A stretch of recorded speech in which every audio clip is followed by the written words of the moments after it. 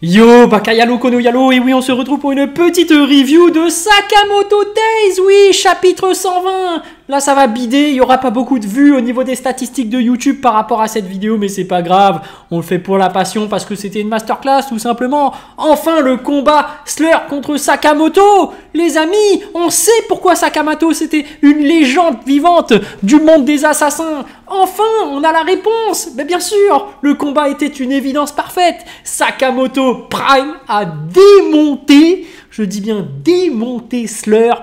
Il n'y a rien à dire. Déjà, dans le chapitre précédent, on a vu par rapport à sa prime, 1 milliard, il a démonté des mecs qui valaient des millions. Et tu voyais que les mecs avec des millions, ils ont démonté les potes de Sakamoto. Mais là, Sakamoto, j'étais pas prêt. Comment il a démonté Slur? Je fais non. Et pourtant, c'est la légende. C'est la légende, le meilleur assassin. Pourquoi est-ce qu'il a ce surnom incroyable? Bah là, il le démontre.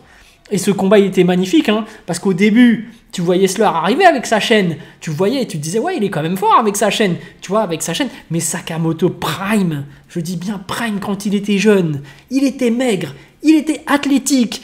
Il était là pas pour blaguer. Il est venu avec ses armes. Parce que d'habitude, tu le vois souvent avec son stylo, avec des trucs, des éléments du décor. Là, non. Là, non. Là, il est venu. Il avait son couteau et il avait son gun. Et quand il a ses armes, Sakamoto, en plus de se servir, en plus des trucs du décor, le mec, il blague pas du tout. En fait, quand il est arrivé contre Slur, il n'y avait pas d'autres éléments du décor, mais c'est pas les éléments du décor dont il s'est servi. Il s'est servi de la chaîne de Slur pour la retourner contre lui. Je sais pas si vous avez fait gaffe, à un moment donné, moi je me suis dit, il était foutu, parce que Slur avait réussi à plus ou moins mettre la chaîne autour de Sakamoto, et je me suis dit que Sakamoto, là, c'était mort, mais hop, il a retiré sa veste, et il s'est servi de sa veste pour prendre la chaîne de Slur et de l'utiliser contre lui. J'ai fait, oh, quelle puissance ce Sakamoto. Et quand il est passé aux choses sérieuses avec son couteau là, il a poignardé à une telle vitesse Slur.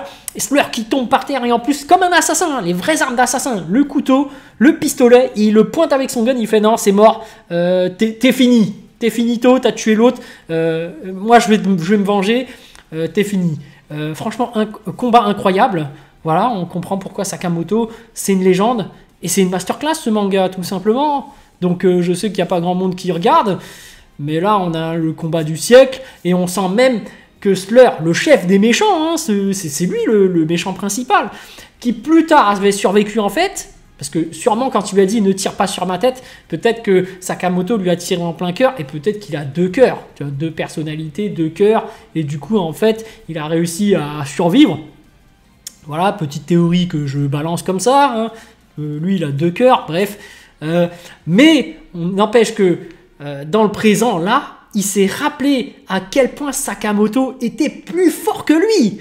Et que ce combat l'a traumatisé à tel point que Sakamoto, à l'époque, était meilleur, mais de beaucoup, quoi. Parce que Sakamoto, là, il l'a mangé tout cru. C'est la hagla, comme on dirait. La hagla totale.